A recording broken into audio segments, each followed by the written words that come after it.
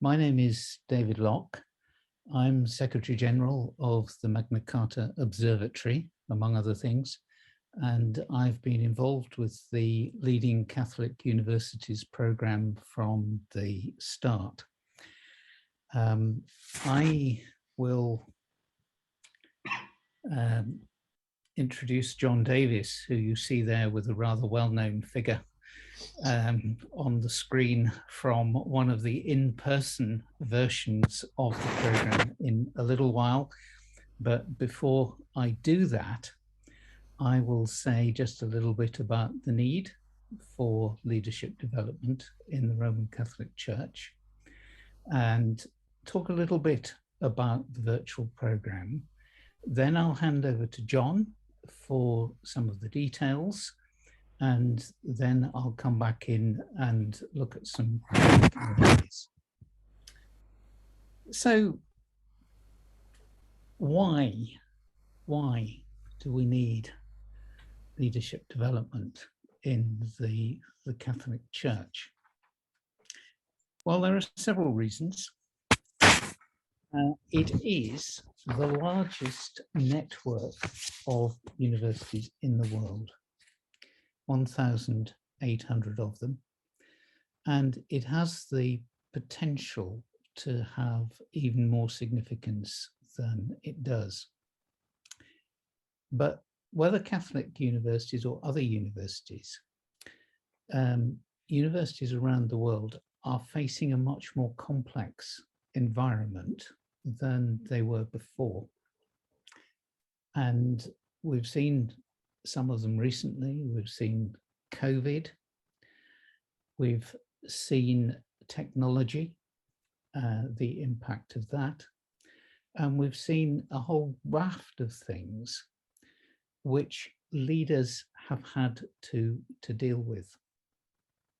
We'll come back to who the leaders are in a minute. But some of those issues have been issues about secular societies. Some of those issues have been about relationships with government agencies, competition perhaps with national higher education systems, issues about status, financing, recognition, and so on. And like other universities, Catholic universities are facing a greater variety of stakeholders. Universities exist to serve society, and there are more bits of society who want their share, who want to be involved, who want to influence it. And to add most value, we as universities want them to be involved. Also, it used to be that our students were broadly between 18 and 22 years old. They attended on a broadly full-time basis for 3 or 4 years, and then they left us. The enrollment pattern now is becoming much more flexible, much more various in terms of age. Also, with the age participation rate in different countries getting higher, and in some cases now above 50%, there's a series of challenges which come from competition with other universities and so on. Issues there around pricing as well. And when they're all rolled together, issues of financial and academic sustainability come into play. In recent years, we've seen COVID have a massive effect on the way that universities operate. We've seen technology take a much different part. We've seen a focus move from the institution being paramount to the students being paramount. And we've seen expectations of universities which relate to big global concerns, which universities really can't address unless they collaborate with universities in other countries. Also, in the case of some Catholic universities, and particularly those in Rome, there's an issue of what is their critical mass to provide a good quality of service to their students, and what economies of scale might be achieved. Now, leadership in Catholic universities is something which is relatively new. Back in 2011, 2012, when John and I were designing the first program in this series, it was apparent to us that very little was done within the Catholic Church to prepare people for leadership. The people leading were extremely bright priests, many of them accomplished researchers and talented teachers. But what defined most of them who we met was that they had little or even no previous experience of leadership. And universities are among the most complicated organizations to lead. And yet, with the world we face, leadership is more important now than ever it was. So what is our approach through this program to that series of challenges which I've outlined? And why is this program different to anything else that is out there? Well, firstly and centrally, it is completely focused on the Catholic identity. It's built around the university values, Catholic university values, their philosophy, and their intellectual traditions. It recognizes their structure and processes and what they do regarding education and research. It is not a program which is taken off the shelf. John and I have run now, I think, 5 or 6 versions of this program, and no two of them have been the same because they have been based on the needs of the participants, and those needs become apparent through a questionnaire which John will say a little more about later on. The program is oriented to generic issues in the management of leadership and leadership of Catholic universities, but it's informed by good practice in universities right across the world. Now, John and I normally have a little competition at the start of each program to find out who has actually worked in most countries. I'm not sure who's leading that competition now, but my number was 72 before the pandemic started. John probably has even more. The point of sharing that, not to show that we get through passports quite quickly, is that actually we try to bring the experience from those assignments into this program where that is suitable. How do we actually do that? Well, John and I are just 2 people, and we will on the program be joined by a third person, Michael Holman, who was former Father Jesuit from the United Kingdom and himself a Vice Chancellor of a university, a Catholic university in London. There is far more experience sitting in front of us in the desks or in this virtual world on the screen. And what we do is we draw quite extensively on the experience of members of the program. For those of you that are into this sort of thing, we're familiar with the Kolb learning cycle. We draw on your experience, we build in times of reflection and so on. And this is all directed to an agenda which you help to determine. And that information comes through the SWOT analysis, which John will share a little bit more about. This is not a program about the theory of leadership. One of the reasons it works is that it is action-oriented. It's based on real issues which you identify.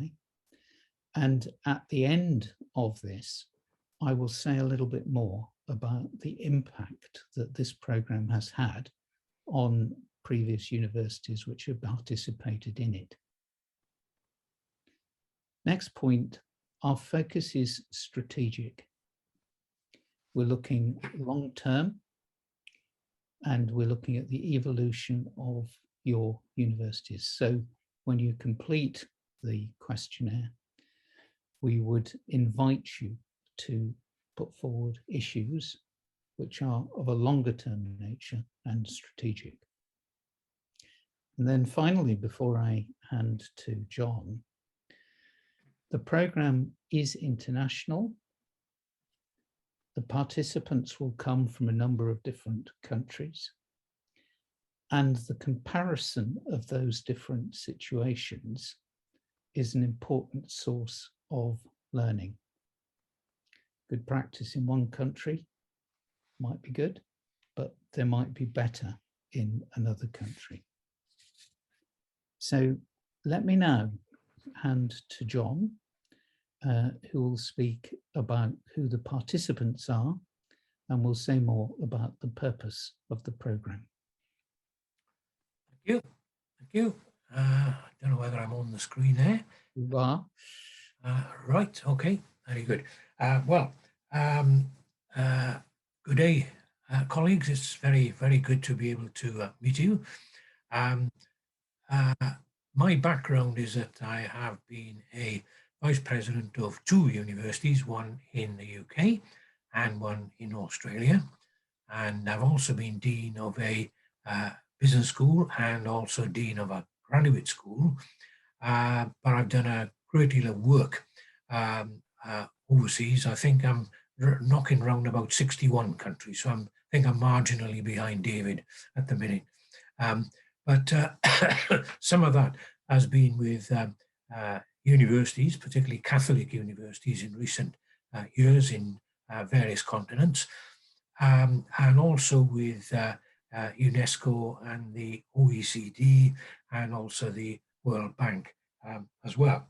But in terms of the Catholic dimension, I was the founding consultant for the Holy See's Quality Agency of April, and have done a lot of work with the Holy See and the congregation ever since on matters relating to Catholic universities. And at one time I was governor of the Haythrop College in the University of London as well, which is a Catholic university. So I've really been very much heavily involved in this domain for several years. Now, as far as the participants are concerned, as David mentioned, I mean, the program is pretty well targeted at rectors, vice rectors, deans and heads of administration, and others with senior responsibilities. And these may be from Catholic boards, they may be from bishops' conferences, and so on and so forth. But the common feature, I think, with all of them is that they are individuals who can make a difference. That's the point. They are individuals who've got some authority and some clout within their own institutions to make a difference in terms of responding to the range of issues which David mentioned at the beginning. And that's, I think, rather important, because that makes it, I think, a very active point of view program. Hopefully it will be an intellectually stimulating program as well. But I think our aspirations are really to help people in senior positions to, as it says there, better understand the complexity of these issues and the opportunities which issues offer. So issues are not just negative. Issues have also got constructive possibilities if we look for them. We want to help you develop relevant approaches to facilitate the sustainability and health of your particular institutions. And I use the word sustainability there quite deliberately because a lot of the Catholic institutions we've been working with these days have got certainly problems in terms of long-term financing, the sustainability of programs and various other things like that. So we want to help you develop the approaches.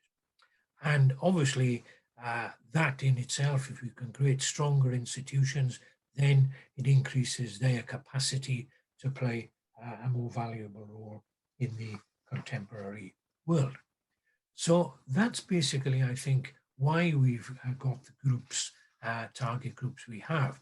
And it's quite possible, I think, that within this particular audience, there may be people from the same university. And that's absolutely fine. I mean, we've had this situation before where maybe 3 or 4 people came from the same university on the program, which in a sense, of course, strengthens their ability to make changes when they do get back to the institution as well, if they've been through a similar sort of experience. So I think we can be certainly very open, to groups of people from the same institution coming. So if we go on to the next slide, then David, the important point, I think, about the program is that we start from where you are. We've got an idea, because we've been at it a fair amount of time, as to what the likely issues may be, but it's really important to start from where you are. So prior to the commencement of the program, which hopefully will be just before Christmas, we would like you very much to complete 3 questionnaires, which are not too difficult to complete. But what they do, I think, first of all, is to enable you to do some self-analysis of your own position before you come. And this is, I think, we found very important, because if you do the self-analysis, you've got an idea of the areas which really, if you do need improvement, which means, of course, that you're searching for solutions, if you like, before we actually start. So the first questionnaire is very much about information about yourselves as individuals, your role within institutions, and what your expectations are. And in particular, of course, what your term of office is. Some of you may very well be just starting. Some of you may be very well embedded in the role already, and that's fine. We can work with whatever you bring to us. But it's important we do this, so we do know each other, quite well before we start the business, because it's essentially, I think, going to be as intimate a program as we can make it, notwithstanding, of course, that it's virtual and online. Now, the second key bit of information is data on the profile of your institution, which includes details, of course, about the academic positioning of the program, the student profile, staffing profile, governance, and financial circumstances. This is important, of course, because if we're going to work with you on hopefully producing with you suggestions for how the institution might develop, we need to understand with you what the context is at the very beginning. So we do read these through very, very carefully before you actually come to the program, so we know this pretty well. The third thing I think is really rather important. It's a so-called SWOT analysis of strengths, weaknesses, opportunities, and threats, which you perceive is being experienced by your university. And having done this, and this is part of the self-analysis business, to produce for us a fairly broad idea of what you conceive as to be the main priorities and objectives arising from this analysis. And this will then be the basis of the group discussions and the focus of advice from colleagues and the facilitators as well. I'll come to how these groups operate in a moment or so. But the important point, of course, is if you've got an idea of what the objectives are, and we can then begin to work through with you, well, how might you actually begin to achieve these objectives? What are the steps necessary to be taken? So if, for example, you've got issues relating to student numbers, how can we sort of help in that way by looking with you, for example, at the modification of existing programs, at the design of new programs which are likely to have greater attractiveness for student, the embryonic student population, to look at means of lifelong learning, and so on and so forth. So usually we find that individuals will nominate about 6 or 7 major objectives, and we'll try and work through each one of these with each individual. But we do it, I think, in the context, as David's got up there, of the strands of the program content. And these are not necessarily, thoroughly sequential, because they permeate, I think, most of the things which we do. And one of the first things, of course, is the first strand is strategic development of the institution, particularly related to sustainability and how this is expressed in various areas, like how the institution should position itself in the future, given all the sort of things which are going on, how it ought to reconceive its educational purpose, how, if it needs to, how it might look again at what it does in research and development, what it might do in terms of knowledge exchange, community development, and so on and so forth. And this is, I think, really quite important, because this is the setting, if you like, in which the whole discussion will take place. It's of institutional strategic development. And the various people who come on the program come at this, of course, from different points of view. And I think that's absolutely fine. The second strand is obviously the Catholic identity, which we talked about previously.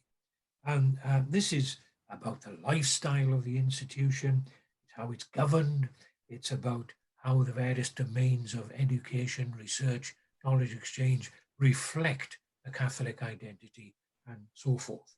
And this is obviously running right the way through the program. The third strand, as David mentioned, is that there are a number of issues in the external world which it is important we do develop some response to, whether it's a response of saying, well, we needn't worry about it, okay, or whether it's a response to say, well, this is an opportunity which we can grab hold of and make the most of and change accordingly, get ahead of the game, that's fine, or whatever. But the point is, of course, that there are all sorts of things, like the COVID, which have had huge implications for internal management. And some of these, of course, will be brought to us by our contributors, notably from the congregation as well. Now, in all this lot, of course, the fourth strand, which is the role of the rector and senior management in effect in change and development, is really quite significant as well. And it's here we get into, things like how we go about policy formation as senior people, how we go about managing change, how do we detect resistance to change, and what do we do about it? How do we build coalitions of interest? How do we engage with external stakeholders, and so on?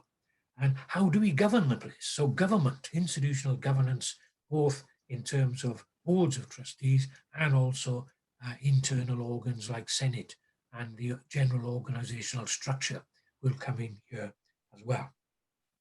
And the final thing, of course, is you as institutional leaders yourselves, your own personal style, how you go about things, how you use your time, how you work with groups, how you develop, the culture of the place, to be genuinely supportive to the aspirations which you have. And we do spend a lot of time on culture. We do spend a lot of time on values. And I think this is where I think in many ways we do differ from a lot of other institutions who don't really acknowledge, the importance of culture and values very much at all. This is central to what we do. So having said that, then what are the things which we get up to? Well, first of all, of course, we need to get to know each other and get to know what your aspirations are for the program and how we can help you with that. And that's where we've got the first unit, which is an orientation unit, which we plan might take place before Christmas this year.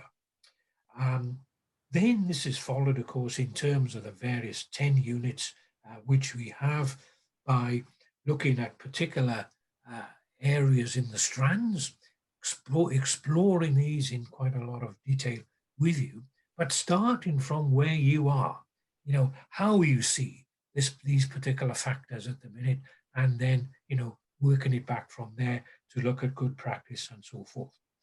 And this is where we build in certain lecture presentations, which clearly will be PowerPoint presentations here, but you'll have them in advance, so you can look at them in advance, and we'll assume we've looked at them in advance, so we can make it as interactive as we possibly can. We will have some guest speakers. We will have SWOT groups, which I'll mention in a minute. We do use case studies, but the aim overall, I think, is to enable you to reflect on the issues which you have defined with us, so that we can then begin, of course, to make sense of what the options for you are. And throughout the program, there's usually a whole lot of one-to-one consultations which go on. So if for example, David mentions a particular sort of point, then there's, I think, encouragement for David and whoever one of you might be, to engage in conversation with David online, as much as is needful, for the purposes which you might have. And we've got lots of examples there, where David's advised some institutions on setting up a new campus, for example. I've advised other institutions on where to search for additional income, or how to develop the research profile of the institution, and so forth. So all this, I think, is really quite important. And we've got there, of course, at the bottom, after course options, because we do not regard the time we spend together as being the end of it. We've got relationships going back with alumni now over many years, where we're in close contact with them in terms of giving them help and assistance of whatever they want to bring to us. And I think we are very agreeable as well. If you wanted us to run training programs for your own staff in your own institution as a custom built thing, then that's fine. Now, we then go on to the second element here, which is the SWOT groups. And these will be comprised of 4 to 6 members drawn from the group which we've got here. And usually when we're face-to-face, these have been mixed up globally. But in terms of things like time zones, what we might very well do is to maybe put this on much more of a regional time zone basis, because it might make it easier for us to gather congenially in that sense. So this is where the action learning bit comes in. You tell us what the issues are from the SWOTs. We will facilitate a discussion where we get you to say, well, this is really what I want to solve. And we then engage the group which you happen to be in a confidential exercise, and I emphasize that, a confidential exercise of sharing experience, because usually the case is that if you define you've got a particular problem, then somewhere across the planet, somebody else has been there as well. And therefore, I think the amount of sharing of experience that something worked, something didn't work, is to be, I think, encouraged. And it may very well be, of course, that we've got to take account that something may have worked in a particular case because of the particular circumstances. It may not work in your case because those circumstances and factors might be different. But the aim certainly is to produce action plans and to produce a follow-up with you. And the point, I think, being that, we are partners in this exercise. I mean, this is not a hierarchic thing by any means. I mean, we are coming at the problems from sort of two ends. You are bringing the problems with us to us. We are bringing a certain amount of experience and perspective to it as well. And together we'll figure out how we might embark upon the journey. So it is a journey. It is a journey, and it's over a period of time, of course, of several months, which we'll mention in a moment or so. But I really do hope you'll join us in the journey. It has been in the past a very enjoyable journey with long-lasting friendships, which still go on, and I hope this will be the same with this group as well. So let me pause there and hand back to David. Thank you very much indeed. Let me just draw this presentation to a close with a couple of summaries. So, what is the evidence which suggests that this program has impact? And I appreciate in sharing this, this is based on programs which we have delivered in person over about 5 cohorts now. And the program which we are talking about now is a virtual program, which will be different. But I think over the last 12 months, we've learned a lot about virtual delivery. And had we not been confident that we could deliver some of these through the virtual means, we wouldn't have been making this presentation to you today. So what's the evidence of impact? Well, firstly, personal. We've seen people grow on these programs in confidence, in their skills, and in, I suppose, their bravery to develop their institutions, to move into their new roles or to move further into their current roles, to take hold of some of the issues which their universities are facing and to do something about it. And that benefit rolls out to an institutional benefit. And these are real examples from previous programs. We've had more than one new campus development project. There's quite often an issue of universities being inappropriately structured when a new leader moves in, and that leader has the courage to address that. And then there's the response to some of the issues which we've spoken about earlier on: financial, a change of mission or a development of mission, or engagement with the community. One of the features of virtual dealings is brevity, so I won't go into details here, but it has been professionally rewarding to be involved with participants as they address major problems, and then from time to time being invited back to see what transpires and to work further with them on it. The third bit of evidence is, I mentioned at the start that the Roman Catholic network of universities was the largest in the world. And potentially through internationalization, through universities working with each other, the experience which you can offer your students, be it virtually or be it physically, is one which is of effective internationalization.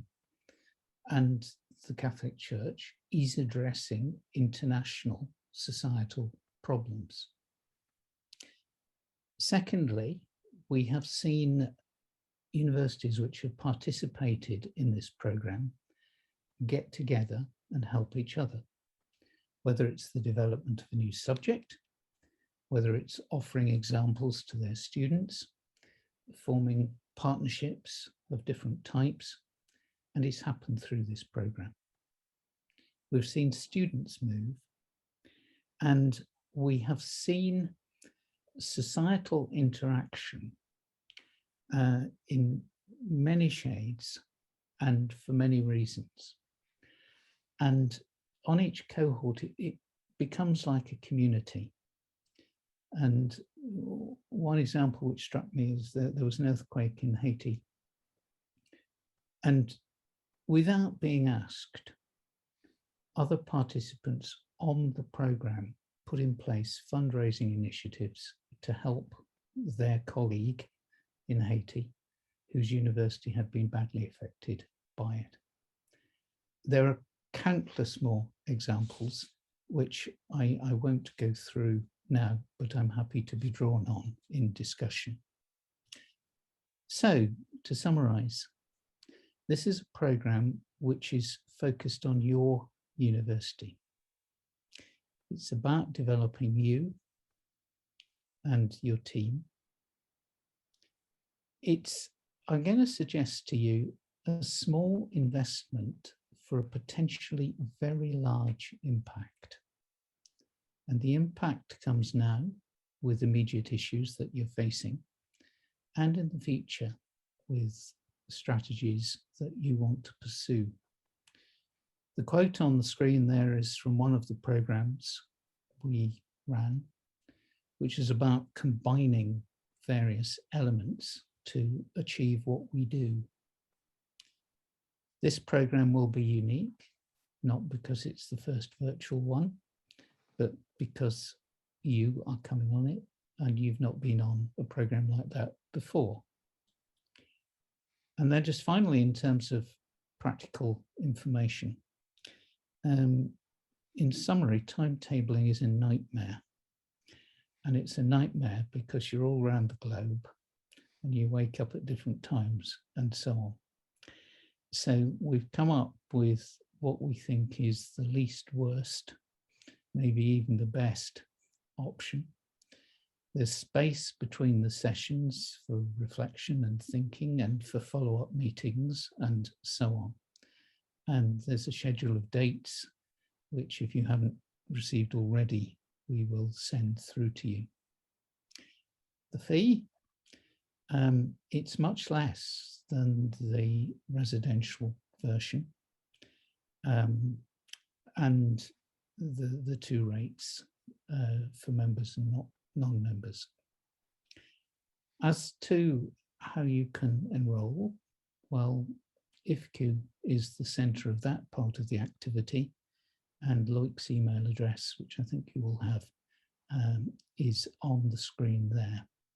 And it's an email to Loic that will get you a place on the programme.